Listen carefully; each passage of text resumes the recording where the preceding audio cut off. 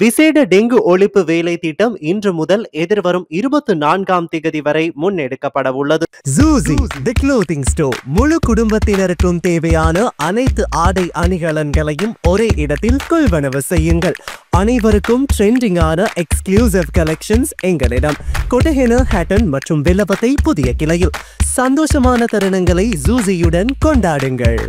Dengue அபாயம் மிக்க பகுதிகளாக அடையாளம் காணப்பட்டுள்ள 15 மாவட்டங்களில் 95 சுகாதார வைத்திய அதிகாரிகள் பிரிவில் இந்த வேலை திட்டம் முன்னெடுக்கப்படவுள்ளதாக சுகாதார அமைச்சு தெரிவித்துள்ளது. இதனிடையே நாட்டில் இதுவரையான காலப்பகுதியில் 20,588 டெங்கு நோயாளர்கள் பதிவாகியுள்ளதாக தேசிய டெங்கு கட்டுப்பாட்டு பிரிவு குறிப்பிட்டுள்ளது. இந்த மாதத்தின் இதுவரையான காலப்பகுதியில் 3000க்கு அதிகமான டெங்கு நோயாளர்கள் பதிவாகியுள்ளனர்.